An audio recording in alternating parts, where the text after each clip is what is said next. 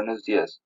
Hoy, junto con mis compañeros Tatiana Bosa y Brian Rincón, vamos a presentar nuestro proyecto Obtención de una fitohormona a partir de la fermentación del hongo Giberella fujikuroi para su evaluación en cultivos de sea maíz en el municipio de Anolaima, Cundinamarca. Como pregunta de investigación tenemos, ¿es factible realizar la obtención de una fitohormona a partir de la fermentación del hongo Giberella fujikuroi e incorporarla en el cultivo de seas maíz para evaluar su rendimiento como acelerador de crecimiento? Objetivo general. Evaluar las condiciones necesarias para la extracción de la fitohormona giberelina a partir de la fermentación de la especie de hongo filamentoso Giberella fujikuroi. Objetivos específicos. El primero es realizar revisión literaria sobre la extracción e incorporación de la fitohormona en cultivo de interés. Segundo, caracterizar el proceso de obtención de esta fitohormona centrando el estudio en la fermentación del hongo. Y el tercero es identificar algunos compuestos de interés para la agroindustria como aceleradores del crecimiento vegetal. En cuanto a la justificación, logramos determinar que cada vez se hace más evidente la necesidad de volcar las actividades productivas agrícolas hacia procesos ambientalmente sostenibles. A partir de esto radica la importancia de avanzar en estudios acerca del desarrollo de todo tipo de insumos de origen biológico, como las fitohormonas. Estas tienen un gran potencial como herramienta de mejoramiento del rendimiento de las cosechas. En Anolaima cultivan principalmente, producen frutas, pero también tienen cultivos transicionales de maíz, el cual es el de nuestro interés. En cuanto a la metodología, eh, en la primera etapa debemos obtener y seleccionar el microorganismo, el cual para nuestro proyecto será el Giberella fujikuroi, subcultivado periódicamente en agar papa dextrosa. Después se debe preparar el inóculo para que se propague el hongo, esto a través de un medio de cultivo estándar, con glucosa, sulfato de magnesio, fosfato monopotásico y nitrato de amonio principalmente. Finalmente, en la parte de aguas arriba se deben identificar las características del hongo macro y microscópicamente. En la fermentación escogimos de tipo estado sólido, em, puesto que es el más apropiado para reducir la viscosidad del mosto y así aumentar el rendimiento de las giberelinas. Eh, Posterior a esto, aguas abajo ya se debe obtener el ácido giberélico, esto por medio de una filtración, el cual posteriormente se va a acidificar, se le agrega acetato de etilo, se agita y se deja reposar y finalmente se separa en fases. Este procedimiento se repite 5 veces. Posterior se va a determinar la cantidad de compuesto a través de la cromatografía líquida y finalmente se va a formular un caldo nutritivo con fitohormonas de entre 5 a 25 gramos por litro de solución. Para nuestro proyecto vamos a manejar el tipo de fermentación. La fermentación en estado sólido, conocida como la FES, es caracterizada por un proceso de fermentación sobre un soporte sólido, el cual tiene un bajo contenido de humedad y ocurre en un estado no aséptico y natural. La FES produce una alta concentración de productos con unos relativamente bajos requerimientos energéticos. Ha sido explotado para la producción de alimentos para animales, combustibles y enzimas y además agregación de colorantes. Puede ser llevado a cabo sobre una variedad de residuos agroindustriales, tales como la paja de trigo, cascarilla de arroz y tusa de maíz.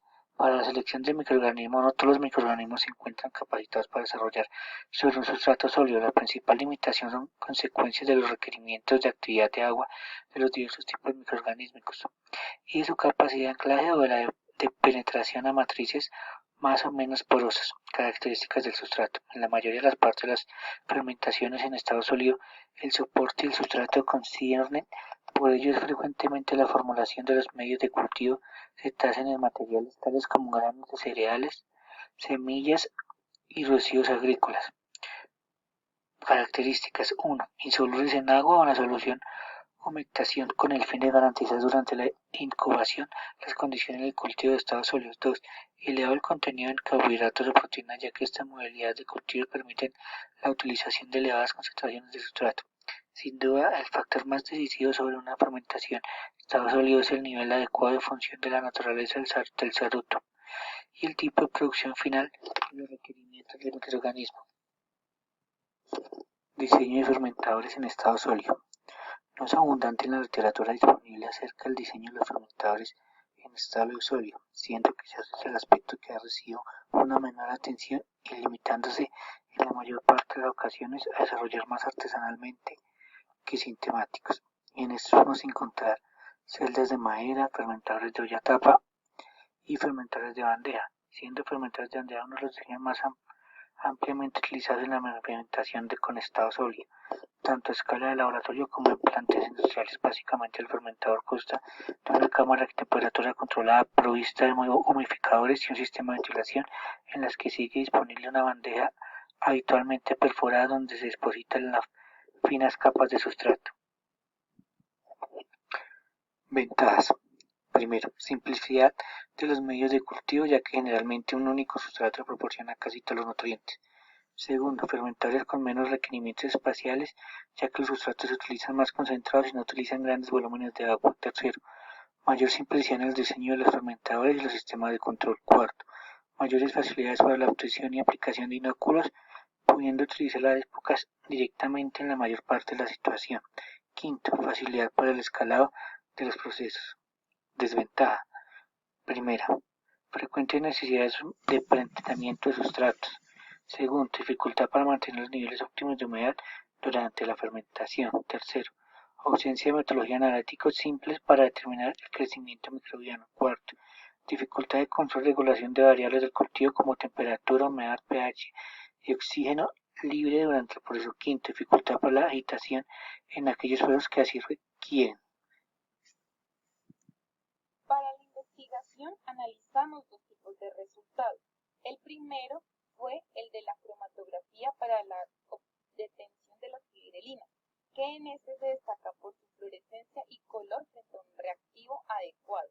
El más usado en este estudio fue el ácido sulfúrico concentrado con una solución de 5% en etanol y posteriormente a ello calentado a 120 grados centígrados durante 10 minutos. Hay algunas giberelinas que presentan pares de isómeros de doble enlace y esto presenta dificultad para ser revelado.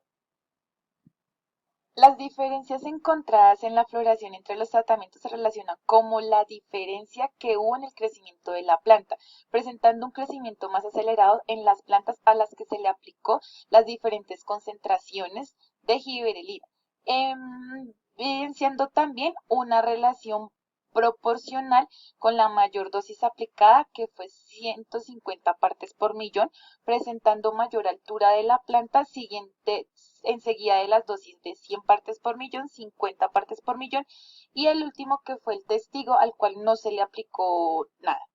Aunque las aplicaciones se dirigieron a los racimos florales, el ácido giberélico pudo haberse trasladado a otras partes de la planta, lo que originó el mayor crecimiento de las plantas con la aplicación de la giberelina y su desarrollo más precoz al emitir su último racimo floral en una semana antes que del tratamiento del testigo. Además, se aplicaron las giberelinas, incrementa el tamaño de la región meristemática subapical al aumentar la proporción de las células y entre la división celular. Esta nueva región merismática produce la mayoría de las células que contribuyen posteriormente a la elongación del tallo y cabe anotar que la mayor acumulación del ácido giberélico ocurre en los tallos jóvenes y es allí donde se produce mayor biosíntesis de esta hormona. En conclusiones, tenemos que las giberelinas biológicamente activas actúan como reguladores esenciales del desarrollo de las plantas y cubren cada uno de sus aspectos, como lo es la germinación de las semillas, el crecimiento del tallo, la exposición foliar, la elongación de la raíz, la floración y la liberación de enzimas hidrolíticas en algunos tejidos. También cabe aclarar que la dosificación en cuanto a concentración y periodicidad deben ser controladas, puesto que en exceso pueden causar pérdidas significativas a los cultivos, lo cual en vez de contribuir al cultivo puede resultar perjudicial. Muchas gracias.